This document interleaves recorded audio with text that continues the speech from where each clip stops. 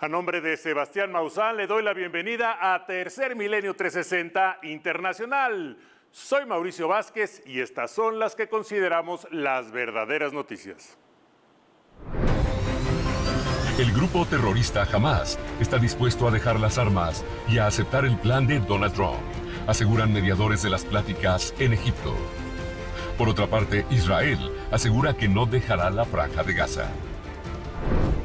Cuba abre más su economía al sector privado.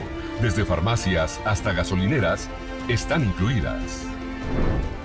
Más de 4 meses suma el incendio del Pozo Crem 1 en Las Chuapas, Veracruz. Pero, ¿de qué se trata? La Tierra no es redonda ni plana, asegura la NASA. Entonces, ¿qué forma tiene? No se lo puede perder. Mediadores en Egipto aseguran que Hamás está dispuesto a aceptar el plan de paz de Donald Trump. El grupo propone guardar las armas a cambio de la retirada de Israel de Gaza. Israel exige el desarme completo de Hamás y la desmilitarización de la franja. Es una nota de Eduardo Torres. El grupo terrorista Hamás aceptó un acuerdo que incluye la entrega total de sus armas. Así lo confirmó una fuente diplomática cercana a las negociaciones con mediadores en El Cairo, donde una delegación de Hamás se reunió con representantes de Egipto, Qatar y Turquía para debatir la segunda fase del plan de paz de Gaza, el cual se basa en la propuesta de 20 puntos del presidente estadounidense Donald Trump. De acuerdo con el documento, la segunda fase del alto el fuego debe implicar el desarme de Hamás y una retirada gradual de las fuerzas israelíes del territorio. A pesar de que los ataques israelíes continúan, Hamás aceptó liberar a todos los rehenes y discute los términos para que la entrega de armas no parezca una rendición, mientras que Israel mantiene su negativa a salir del enclave hasta lograr la desmilitarización. Además, se analiza una hoja de ruta orientada a destruir túneles y arsenales que Hamás tiene en una red subterránea en la Franja de Gaza de más de 500 kilómetros y 70 metros de profundidad, con acceso desde edificios, pozos, túneles naturales y bajo infraestructura. De acuerdo con los reportes, la red conecta ciudades, almacenes, centros de mando y lanzamiento. El plan también prevé que un grupo de tecnócratas palestinos, el Comité Nacional para la Administración de Gaza, asuma la gestión durante la fase de transición hacia la posguerra. A principios de julio, Hamás anunció la disolución de su gobierno para transferir el poder al comité respaldado por las Naciones Unidas. Llamamos a todas las partes relevantes y competentes a acelerar los pasos inmediatos para que el Comité Nacional para la Gestión de Gaza entre instantánea y rápidamente y ejerza sus deberes y responsabilidades nacionales y administrativas, con el fin de fortalecer la resiliencia de nuestro pueblo palestino. Mientras se plantea la creación de un gobierno civil para la siguiente etapa, Hamás también atraviesa una profunda transformación en su dirigencia tras la muerte de varios de sus principales líderes durante el conflicto. Este viernes se cumplen 2 años del asesinato de Ismail Haniyeh, quien fue líder de Hamás desde mayo de 2017 hasta el 31 de julio de 2024, cuando murió en la capital de Irán, Teherán, mientras asistía a la toma de posesión del presidente iraní Masoud Pezeshkian. Tras su muerte, Yahya Sinwar asumió el liderazgo de la organización en agosto de 2024, después de haber dirigido Hamás dentro de la Franja de Gaza. Actualmente, el máximo dirigente y jefe del buró político de Hamás es Khalil al-Haya, quien asumió el cargo en julio de 2026 tras la muerte de Sinwar. Su liderazgo coincide con las negociaciones para el desarme del grupo y el inicio de una nueva administración en la Franja de Gaza. Las conversaciones continúan en El Cairo y aunque aún existen diferencias sobre el desarme de Hamás y la retirada de las fuerzas israelíes, el avance de estas negociaciones podría marcar el inicio de la mayor transformación pública y militar en Gaza desde el comienzo de la guerra. El resultado dependerá ahora de que ambas partes logren convertir estos compromisos en un acuerdo definitivo. Autoridades y productores mexicanos calificaron como irresponsable señalar a México como origen del brote de ciclospora en Estados Unidos. Senacica asegura que las investigaciones no han encontrado pruebas. La FDA ahora analiza cilantro y perejil mexicanos. Es una nota de Bernardo Zabaleta. Los consumidores estadounidenses están evitando algunas cadenas de restaurantes y comprando menos lechuga en los supermercados, ya que un brote de ciclosporiasis, una enfermedad parasitaria que afecta al sistema digestivo, impacta en varios estados y está generando confusión sobre qué alimentos son seguros para el consumo. Hasta el momento, las autoridades estadounidenses confirmaron a través de análisis de laboratorio 4.173 casos, mientras 7.400 casos siguen pendientes de análisis en al menos 41 estados. Una de las entidades más afectadas es Michigan, que reporta 9.680 casos. La Administración de Alimentos y Medicamentos de Estados Unidos, FDA, relaciona el brote de ciclosporiasis con la lechuga iceberg que se servía en los restaurantes Taco Bell y que procedía de las exportaciones de la empresa privada Taylor Farms, situadas en el centro de México. Sin embargo, los casos han seguido aumentando incluso después de que Taylor Farms dijo haber retirado del mercado todos los productos potencialmente afectados. Este aumento ha avivado la incertidumbre y el temor respecto a otros productos que puedan estar contagiando a la población con esta enfermedad, que provoca diarrea acuosa y explosiva. El 20 de julio, la propia FDA informó que la prueba de laboratorio que supuestamente había detectado ciclospora en lechuga de Taylor Farms producida en México correspondía a un falso positivo, aunque aclaró que la investigación permanecía abierta.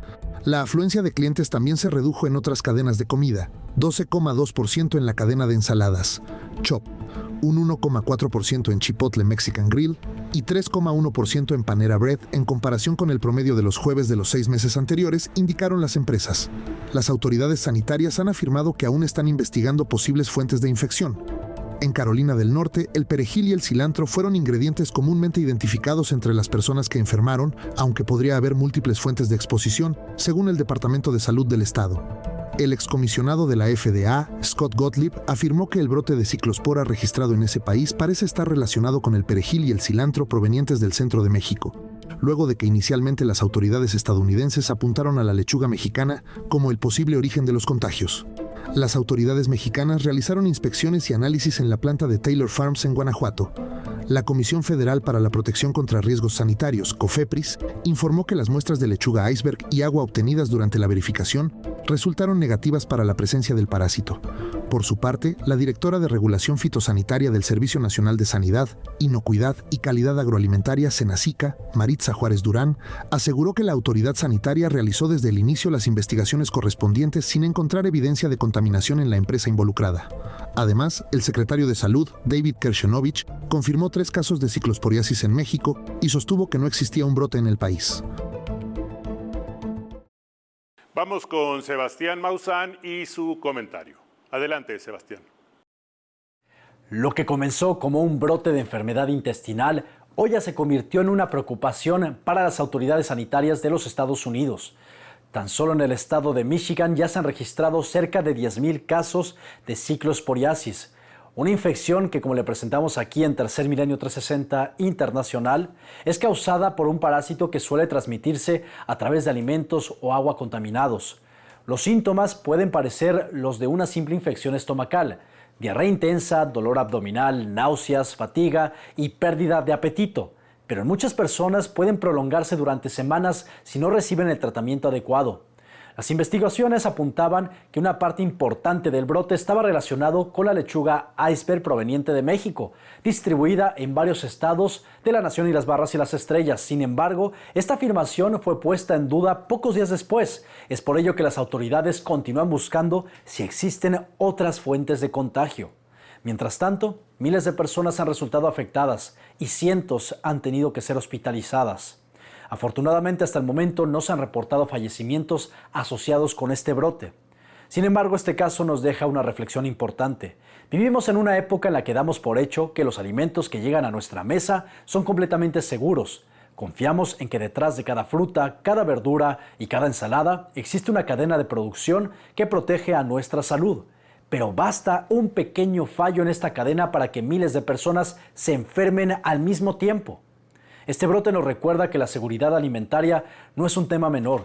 Detrás de cada inspección, de cada análisis sanitario y de cada control de calidad, hay algo mucho más importante que un trámite. Hay familias, hay niños, hay adultos mayores y millones de personas que simplemente esperan poder comer sin poner en riesgo su salud.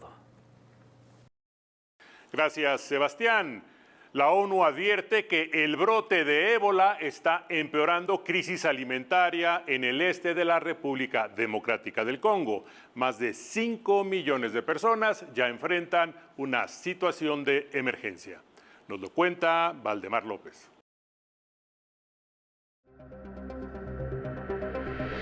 El ébola, el hambre y la guerra están causando uno de los peores escenarios catastróficos en la República Democrática del Congo. De acuerdo con funcionarios de la Organización de las Naciones Unidas, este país centroafricano enfrenta una crisis sobre otra crisis debido a que el brote de ébola ha agravado las condiciones alimentarias para más de 5 millones de congoleños al este de su nación. Se estima que en la provincia de Ituri, en el epicentro del brote de ébola, una de las más afectadas por el hambre, más de 1.9 millones de personas no cuentan con lo necesario para su alimentación. La epidemia está agravando una situación humanitaria que ya era crítica en el este de la República Democrática del Congo. Estamos observando un deterioro de la seguridad alimentaria. La disponibilidad de los servicios médicos también se está viendo afectada por la epidemia. En todos los frentes, los desafíos son cada vez mayores. El brote de ébola es considerado el más rápido de la historia, con 3.360 casos confirmados, incluidos 1.487 fallecimientos, desde que fue declarado el pasado 15 de mayo.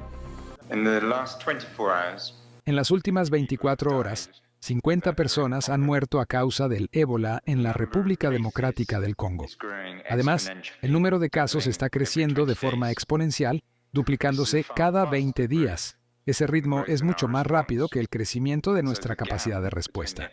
Como resultado, la brecha entre la propagación de la epidemia y nuestra respuesta sigue ampliándose. El ébola está presente en otras 48 zonas de salud en la República Democrática del Congo, regiones que suman 2.7 millones de personas que enfrentan inseguridad alimentaria aguda, incluidas 268,000 en condiciones de emergencia.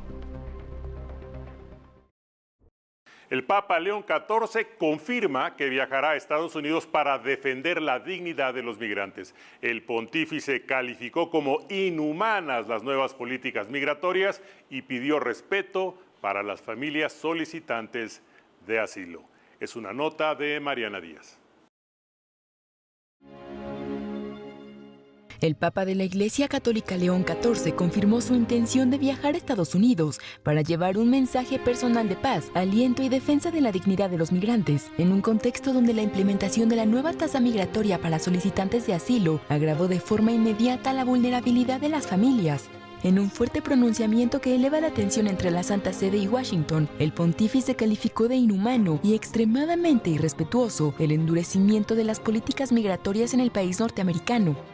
Las declaraciones en breves encuentros con periodistas desde los jardines del Palacio Apostólico de Castel Gandolfo se producen en un momento crítico, marcado por las denuncias de miles de solicitantes de asilo que enfrentan la pérdida de su protección legal debido a fallas técnicas para pagar la nueva tasa migratoria de $100.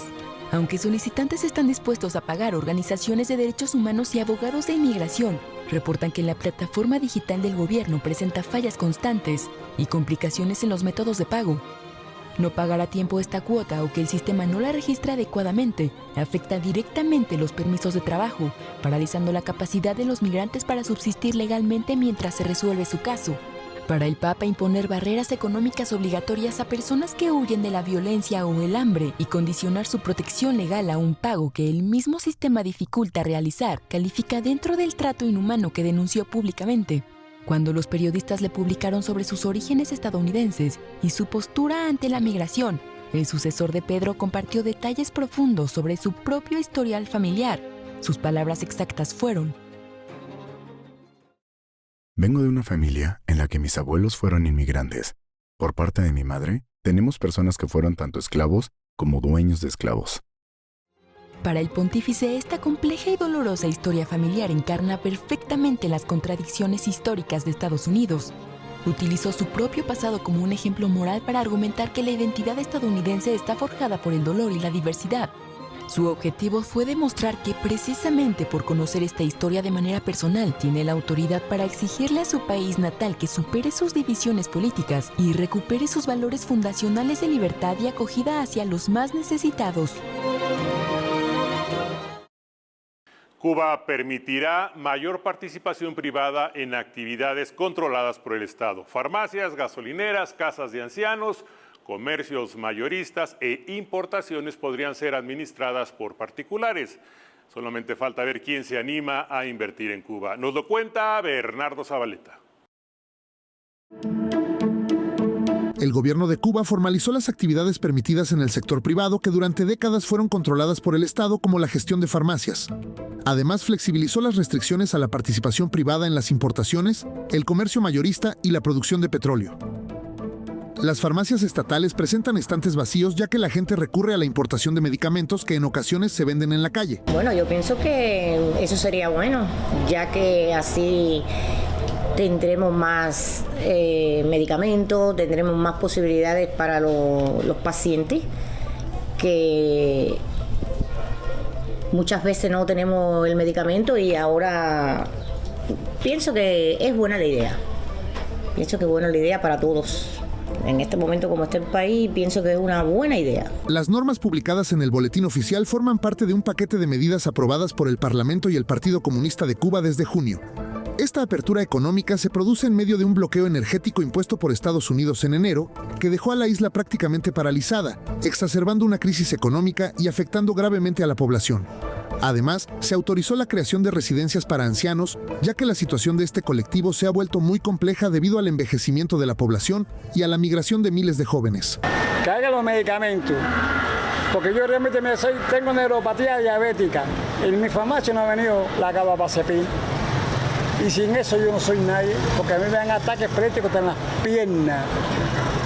Y yo necesito que por lo menos con este tipo de modelo de la Asamblea Nacional que se efectuó y aprobaron muchas cosas que estaban prohibidas y que están inclusivamente, ojalá que mejore esto, porque realmente nosotros necesitamos, por lo menos nosotros que estamos ya bastante viejos ya, que hay bastante en este país, resolver el problema de la salud. El sistema sanitario cubano, que en su día fue motivo de orgullo nacional, se deterioró en los últimos años de la crisis económica, agravada por la escasez de combustible que atribuyen al endurecimiento de las sanciones estadounidenses contra el sector energético de la isla. Mientras tanto, en Estados Unidos, el congresista republicano Carlos Jiménez acusó este miércoles a la presidenta mexicana Claudia Sheinbaum de socavar la política de presión de la administración de Donald Trump sobre Cuba, después de que México anunciara un nuevo envío de ayuda humanitaria para la isla. Sheinbaum anunció que su gobierno prepara un nuevo envío de ayuda humanitaria a Cuba con el objetivo de paliar la crisis económica y social que atraviesa la isla. El pozo CREM 1 de Pemex en Veracruz lleva más de 4 meses incendiado. Autoridades reconocen que apagarlo podría tardar varios meses más. El caso genera dudas sobre la propuesta de permitir un supuesto fracking sustentable. Es una nota de Jennifer Martínez. Es la mamá Catalina. Este es el nombre de la comunidad. Arriba Pemex. Yo siempre voy a defender a Pemex. Siempre. Más de 4 meses es lo que lleva el incendio del pozo CREM 1 en el municipio de Las Choapas, Veracruz.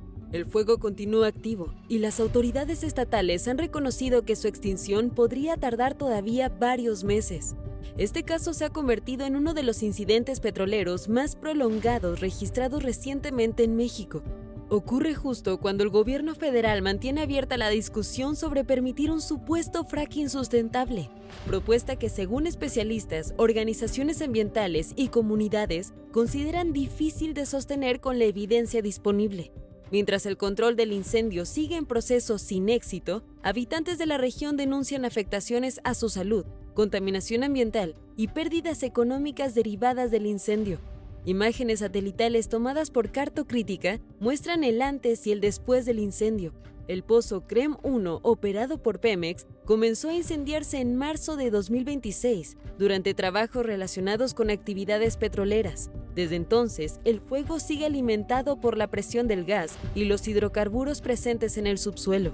Por su parte, la gobernadora de Veracruz, Rocío Nale, reconoció públicamente que la extinción definitiva del incendio podría requerir todavía varios meses, debido a la complejidad técnica de este tipo de emergencias. Además, mencionó la necesidad de manos y maquinaria extranjera para atender la emergencia. El gerente de responsabilidad social de Pemex también se ha pronunciado al respecto. Estamos de manera muy presente atendiendo el pozo CREM y estamos atendiendo las demandas de quienes han sido afectados por este desafortunado evento. Vamos a cumplir la demanda. Pemex tiene responsabilidad y va a responder.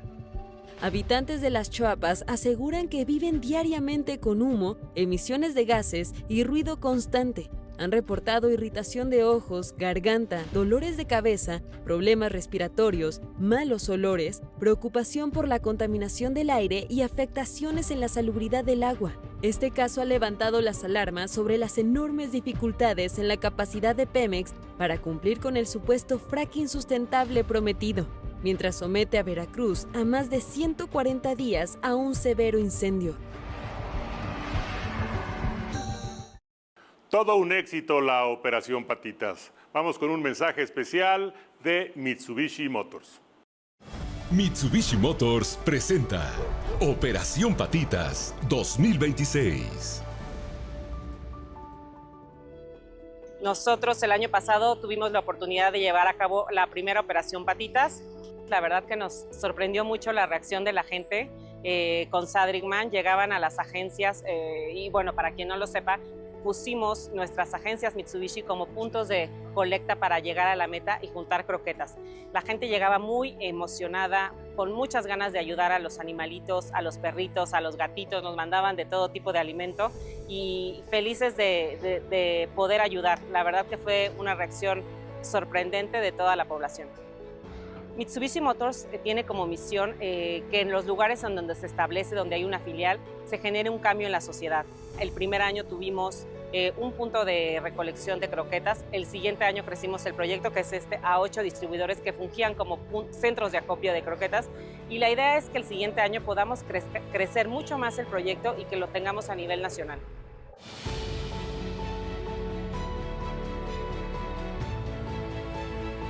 Nosotros como Mitsubishi Motors notamos que Sadrickman necesitaba un vehículo para llegar a realizar todos los rescates que realizaba en zonas muy complicadas y dijimos, qué mejor que una pick-up L200 de Mitsubishi para llegar a esos terrenos complicados, y fue así que desde hace 2 años trabajamos con Sadrickman, le brindamos una herramienta de trabajo, el Sadrick Móvil, que ya lo pueden ver ustedes circulando por el país. Es muy emblemática su pick-up, está brandeada de azul con huellitas y estamos muy felices de poder ayudar a un superhéroe que necesitaba una herramienta para realizar sus rescates.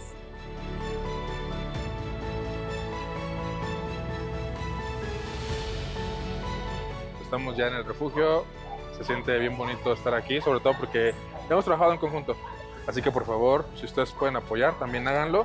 Y muchas gracias a Mitsubishi Motors por apoyarnos, por trasladar todas estas toneladas de alimento en más de 13 camionetas. Se los agradezco mucho porque la verdad, llegamos como si nada por su gran capacidad que tiene de carga y de arrastre. Yo les recomiendo esta camioneta si ustedes buscan una todoterreno, 4x4 y diésel.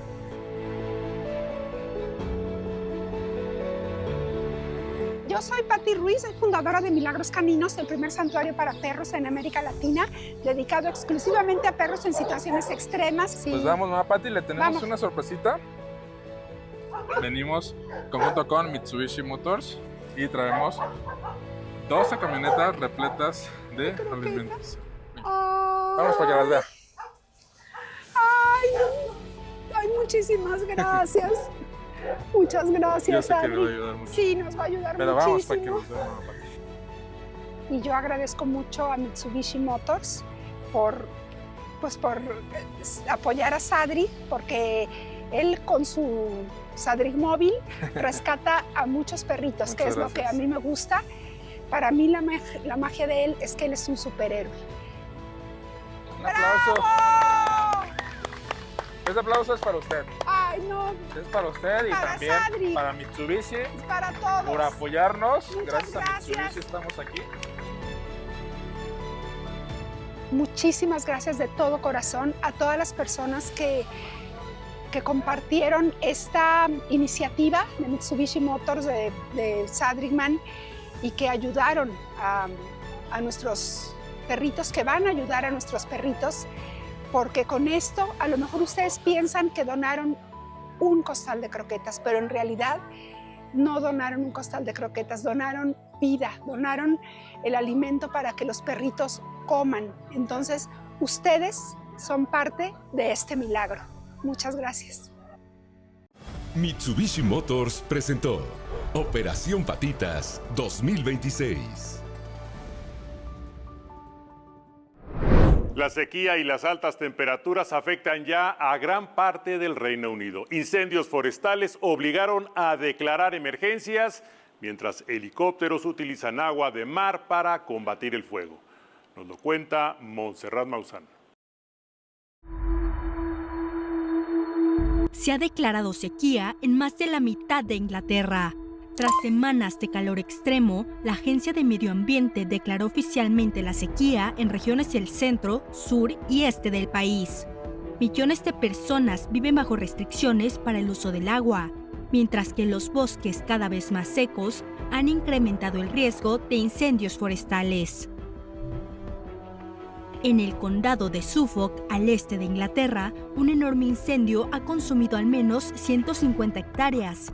Como respuesta, más de 100 bomberos han trabajado con helicópteros, camiones y equipo de emergencia. El fuego también alcanzó parte de la Reserva Natural de Minsmere, un espacio importante para aves y fauna silvestre del Reino Unido. La llegada de una primavera y un verano excepcionalmente secos en Inglaterra agotó las reservas de agua en los suelos, la vegetación y los ríos. La combinación del calor intenso y la falta de lluvias ha dado lugar a una sequía repentina, un fenómeno que se desarrolla en pocas semanas y deja poco tiempo para que la naturaleza o los sistemas de abastecimiento puedan adaptarse. Los niveles de varios ríos han descendido, dificultando la supervivencia de especies acuáticas y reduciendo la disponibilidad de agua para las comunidades y la agricultura. Muchos productores han adelantado sus cosechas debido al estrés que sufren los cultivos, mientras que otros reportan pérdidas importantes. Normalmente la mayoría de los años cosechamos alrededor de 1,000 toneladas de maíz para vender. Este año creo que tuvimos unas 700 toneladas. Si está a 180 libras la tonelada, que es a lo que vendimos la mayor parte del maíz, hemos perdido 54,000 libras en ingresos este año. Lo que ocurre en Inglaterra forma parte de un fenómeno que está afectando a Europa. En Francia y España también se han registrado incendios forestales favorecidos por el calor extremo. Y el río Danubio, uno de los más importantes del continente, atraviesa niveles históricamente bajos debido a la prolongada falta de lluvias. Cada verano, distintas regiones de Europa enfrentan condiciones más extremas. Lo que hoy ocurre en Inglaterra, con incendios cada vez más intensos y una sequía que alcanza más de la mitad del país, es una muestra de los desafíos que el planeta deberá enfrentar con mayor frecuencia si no se aceleran los esfuerzos para mitigar los efectos del calentamiento global. Un estudio advierte que para el año 2100 podrían perderse al año cultivos equivalentes al alimento de 2,000 millones de personas. El maíz, la soya y el trigo serían algunos de los productos más afectados. Es una nota de Lisbeth Campuzano. De acuerdo a un estudio realizado por científicos del Instituto Internacional de Análisis de Sistemas Aplicados, IASA, con sede en Austria, señala que debido al cambio climático, para 2100 perderemos cada año en cultivos el equivalente a lo que comen 2,000 millones de personas, con pérdidas estimadas de 160,000 millones de dólares anuales solo en maíz, soja y trigo. Tras comparar episodios históricos de calor extremo con datos de rendimiento de cultivos de la Organización de las Naciones Unidas para la Alimentación y la Agricultura FAO, estos episodios ponen en riesgo la seguridad alimentaria mundial. Dentro del hallazgo, observaron que llevamos varios años perdiendo cosechas paulatinamente y que esto hará que la situación empeore. Todos los países se verán afectados. Hay posibilidad en todos, incluso en los desarrollados. No obstante, la situación advierte que será de suma gravedad en países en vía de desarrollo, donde muchas personas dependen de la agricultura para sobrevivir. Por ejemplo, Liberia, Somalia y Guinea-Bissau. Si bien la investigación no es sumamente exacta, puesto que el estudio tiene limitaciones que se deben reconocer, como por ejemplo, que solo se han hecho cálculos con 3 cultivos, otros podrían relacionarse con otros datos peores o mejores, por lo que no es extrapolable a todo lo que crece en la tierra. Una de las soluciones principales para evitar que esto pase es aplicar la agricultura regenerativa, es decir, un sistema de producción de alimentos que restaura la salud del suelo, cuidar el agua y proteger la biodiversidad. Organismos como la FAO promueven transformar los sistemas alimentarios mundiales hacia modelos totalmente sostenibles y así evitar que para 2100 se pierdan los cultivos y la economía decaiga. Mientras la política grita que México es el problema, aranceles, cárteles, amenazas, vale la pena oír a alguien que no habla por ideología, sino con el dinero en juego. UBS, uno de los bancos más grandes del mundo, esta semana la prensa financiera dio a conocer su análisis sobre cómo ve a México. Y su lectura fría es la contraria del griterío. UBS espera que el tratado comercial no se rompa. La revisión que empezó el 1 de julio no es una ruptura, es el comienzo de una negociación larga que seguirá más allá de 2026. Y mientras tanto, calcula que el peso aguanta cerca de 17,5 por dólar. ¿De qué va el pleito de fondo? Es simple. Estados Unidos quiere que los coches y los productos lleven más partes hechas en la región. Hoy un auto necesita 75% contenido regional. Buscan subirlo a 82%. Duro, difícil, pero UBS cree que habrá acuerdo y hace algo que a nosotros nos toca. Defiende a México de la acusación de ser la puerta trasera de China. Los datos, dice, no lo sostienen. Un estudio de la Reserva Federal encontró que colar y reetiquetar mercancía china explica menos del 1% del crecimiento de nuestras exportaciones. El resto son fábricas de verdad que se mudaron aquí. Reconoce además que México cumplió. Bajaron los cruces de migrantes y bajaron las muertes por fentanilo del otro lado. Pero es franco lo que hay que ser francos en lo que duele. El mayor riesgo de México no es Washington, es de casa. 3 años creciendo por debajo del 2% y una red eléctrica tan débil que puede espantar más inversión de la que cualquier arancel. O sea, los que ponen el dinero ya apostaron por nosotros. Falta que nosotros apostemos por nosotros mismos. Piensa, quizás estemos de acuerdo. El calor extremo y las sequías están provocando la muerte de camellos en África. Pastores y especialistas reportan más enfermedades, falta de alimento y un aumento en la muerte de crías. Nos lo cuenta Montserrat Maussan. El calor extremo está provocando la muerte de los camellos en África, de acuerdo a una publicación de la emisora británica BBC. Los camellos son reconocidos por su capacidad para soportar altas temperaturas y largos periodos sin agua. Sin embargo, hoy se han convertido en una señal preocupante de hasta dónde han llegado los efectos del cambio climático. En distintas regiones del continente africano, las temperaturas son cada vez más elevadas y las sequías más prolongadas. Los pastores reportan un aumento en la muerte de crías, mientras que veterinarios y científicos han documentado un incremento de enfermedades relacionadas con el estrés por el calor y la falta de alimento y agua. A pesar de que los camellos poseen adaptaciones extraordinarias para soportar el calor, estas tienen un límite. Cuando las temperaturas superan de manera constante los 45 o los 50 grados Celsius, su organismo comienza a fallar. El exceso de calor afecta a su sistema inmunológico, reduce su capacidad para alimentarse, disminuye la producción de leche, provoca problemas reproductivos y aumenta la vulnerabilidad a infecciones. En algunas zonas de Somalia, casi la mitad de las familias dedicadas a la crianza de camellos ha sufrido pérdidas por la sequía.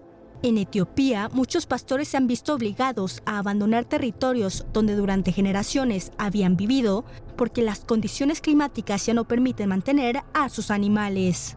Lo que ocurre con los camellos forma parte de una crisis climática que afecta a todos los continentes. En los últimos meses, Europa ha registrado algunas de las olas de calor más intensas de su historia, con miles de muertes asociadas a las altas temperaturas. En América del Norte se experimentan incendios más frecuentes e intensos, provocados por temperaturas récord y sequías prolongadas. El caso de los camellos demuestra que el cambio climático ya no amenaza únicamente a especies vulnerables o ecosistemas aislados. Incluso animales considerados expertos en soportar el calor están alcanzando el límite de su capacidad de adaptación. Lo que hoy ocurre en los desiertos de África es un ejemplo de los desafíos que otras regiones podrían enfrentar si no se reducen las emisiones de gases de efecto invernadero y no se fortalecen las estrategias para proteger la vida en un planeta que continúa calentándose. La NASA presentó una visualización del geoide terrestre. El modelo muestra las variaciones del campo gravitacional y la forma que tendría la superficie de los océanos. No representa la forma real del planeta, pero confirma que la Tierra no es una esfera perfecta. Es una nota de Edward Müller. La NASA, la Agencia Espacial Americana, dio a conocer una nueva visualización que revela la verdadera forma gravitacional de la Tierra, conocida como geoide, a diferencia de la representación esférica o elipsoidal utilizada habitualmente. Este modelo muestra cómo sería si estuviera determinado exclusivamente por el campo gravitacional del planeta. Este nuevo modelo presenta elevaciones y depresiones provocadas por la distribución desigual de la masa en el interior del planeta. Estas diferencias reflejan variaciones en el campo gravitacional terrestre, originadas por montañas, océanos y estructuras profundas del manto terrestre. Para que estas variaciones fueran visibles, los científicos exageraron su tamaño y bajo esta perspectiva, la Tierra tiene una forma irregular similar a la de una papa. El modelo fue construido utilizando más de 1.000 millones de mediciones obtenidas durante 15 años por 19 satélites, incluyendo las misiones GRACE de la NASA y GOSI de la Agencia Espacial Europea, especializadas en cartografiar el campo gravitacional terrestre. Gracias a esta información, los científicos pueden mejorar la precisión de la navegación por satélite, la cartografía, los estudios del nivel del mar y el monitoreo del deshielo de glaciares, además de comprender mejor la estructura interna del planeta. El punto más elevado de este modelo se localiza cerca de Islandia, mientras que la depresión gravitacional más pronunciada se encuentra al sur de la India. Estas anomalías no son visibles en la superficie, pero revelan cómo está distribuida la masa dentro de la Tierra. Este nuevo modelo confirma que la Tierra es mucho más compleja de lo que aparenta desde el espacio. Gracias al estudio de su campo gravitacional, los científicos han demostrado que nuestro planeta no es completamente redondo, sino que presenta una forma irregular, una revelación que transforma nuestra comprensión del planeta Tierra. Un antiguo hospital de Los Ángeles fue transformado en una experiencia artística inmersiva. El llamado Hospital de las Emociones busca que los visitantes reflexionen sobre sus sentimientos y encuentren bienestar a través del arte. Nos lo cuenta Carmen Ramos. ¿Qué pasaría si por una vez, en lugar de revisar su presión arterial, un hospital le preguntara cómo se siente por dentro? En Los Ángeles, California, Estados Unidos, un antiguo centro médico abrió nuevamente sus puertas, pero esta vez no para atender enfermedades del cuerpo, sino para invitar a sanar las emociones a través del arte. Se trata del Hospital de las Emociones, una exposición inmersiva instalada en el histórico St. Vincent Medical Center, una clínica fundada en 1856 que cerró sus operaciones en el año 2020. antes de convertirse en un futuro refugio para personas sin hogar y un centro de atención en salud mental y tratamiento de adicciones, el edificio vive una última transformación. Al ingresar, los visitantes reciben una pulsera de paciente. Sin embargo, aquí no hay consultas médicas tradicionales. En su lugar, recorren más de 80 instalaciones creadas por 70 artistas que transformaron antiguas habitaciones, salas de urgencia y pasillos en escenarios donde cobran vida emociones como el miedo, la tristeza, la esperanza, el duelo y la resiliencia. Estamos aquí frente a esta obra de arte llamada El Otro Lado, inspirada en la visión de mi abuelo sordo, quien vio fantasmas flotando suspendidos sobre su cama de hospital en sus últimas semanas. Quise recrear ese momento en la fábrica para recordarlo y, a la vez, conectar esta memoria colectiva con los visitantes, ya que cada persona tiene experiencias diferentes con el hospital. Cada obra parte de experiencias personales y busca recordar que todas las personas enfrentan luchas emocionales, aunque muchas veces no sean visibles. Hay habitaciones llenas de colores, objetos hospitalarios y espacios interactivos que invitan a detenerse, observar y conectar con los propios sentimientos. Oh, sinceramente, esta fue una experiencia artística muy terapéutica, porque yo misma he pasado mucho tiempo en hospitales. El año pasado estuve hospitalizada 72 días, así que esto ha sido absolutamente maravilloso. Sin duda, mi ingreso hospitalario más agradable. En una época en la que la salud mental ocupa un lugar cada vez más importante, este hospital demuestra que el arte también puede convertirse en una herramienta para comprendernos, hablar de nuestras emociones y encontrar nuevas formas de sanar, porque al final, algunas de las heridas más profundas no se ven, pero también merecen atención. Gracias por acompañarnos. Esto fue Tercer Milenio 360 Internacional. Y mañana a las 8:30 de la noche los espera Omar Patiño para realizar el noticiario. Soy Mauricio Vázquez.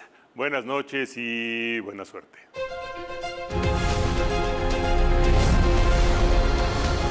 Esto fue Tercer Milenio 360 Internacional.